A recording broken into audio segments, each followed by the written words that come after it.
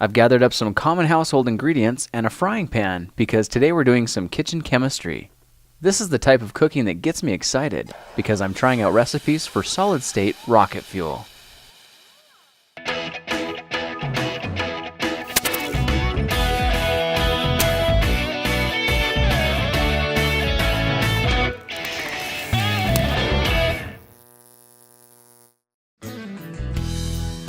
To get started, I'm taking this portable electric burner outside and away from anything flammable. I'll add a frying pan and set the heat to medium-low. This lid should help it heat faster, and while that's warming up, I'll place one of these plastic cups on a digital scale and turn it on. When the scale has zeroed out the weight of the cup, I'm ready to measure portions of these two ingredients. The black bottle is a stump remover from the garden section of a local hardware store, and I'm using it because it contains potassium nitrate. And according to the MSDS, it contains a lot of it. The second ingredient is plain white table sugar, and I couldn't resist a little taste before investing it into this experiment. Okay, this recipe calls for a 60-40 mix by weight, and I'm going to make a 100-gram batch, so I'm adding 60 grams of stump remover first, followed by 40 grams of granulated white sugar. That looks good there, so I'll give the cup a little shake and mix the two together, and then try to pour it neatly and evenly into the preheated pan. Over the course of about 5 minutes, I'll need to stir the mix up a little so it doesn't burn on the bottom. Not much seems to be happening yet, but after about 8 minutes I can see some of the sugar starting to caramelize into a liquid. At this point I'll need to be stirring and mixing a little more frequently, and as I do, the mixture begins to liquefy and clump together, turning a golden brown. Just a couple minutes later, the entire batch looks like cookie dough, and the white powder is completely mixed in. I'll need some sort of container to hold this in, and I'm thinking these Mega Block Legos might work. At this point the mixture is just runny enough that it can be slowly coaxed into the container.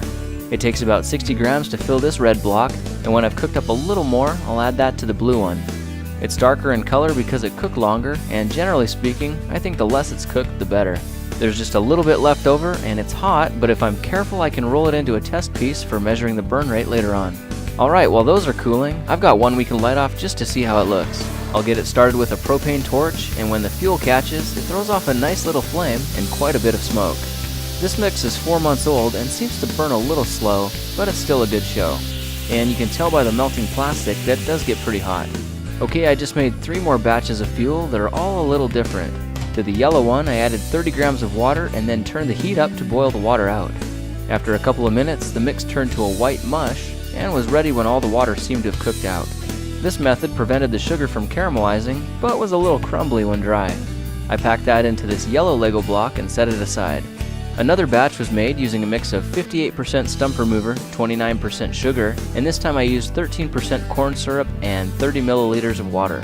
The water was cooked out the same way as the last, and then about 1 gram of homemade rust powder was added and stirred in thoroughly. When it was ready, it looked like a creamy chocolate frosting, and I packed that into the green Lego. I may have accidentally trapped an air bubble inside. You'll see this explode later when we test it. For my last batch, I sprinkled some red rust into the mix while it was still wet, and like the others, stirred it until the water had evaporated out. This mix kind of looked like a delicious red velvet cake, but I wouldn't recommend eating it. I took samples from each fuel and measured them all to a length of 1 inch, then timed the burn rates to see how they performed against each other. I was happiest with the batch made with my homemade rust because it burned the fastest. I had a few sample scraps left over that were begging to be burned up, so I did that. And now here we are with 5 samples ready for ignition. Testing the red one, I'm really impressed at how fast it ignites and burns, but a little nervous when it starts spinning out of control. I'm out of here.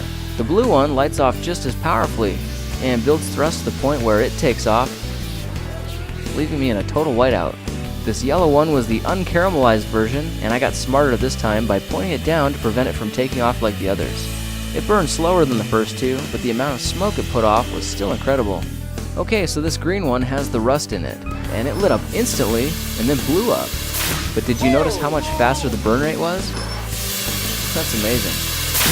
For the black one, I decided it was a good idea to hold it in place with another cement brick, and that strategy seemed to work. At least this time I didn't get sprayed in the face with spewing hot rocket fuel. Overall, I think I'm happiest with these mixtures using the rust. With a different homemade casing that actually has a nozzle, I was able to get a successful rocket launch that I think went a couple thousand feet high. Well, that's it for this project. If you like these videos, please subscribe and share with your friends. I appreciate your support. Thanks for watching. Oh no!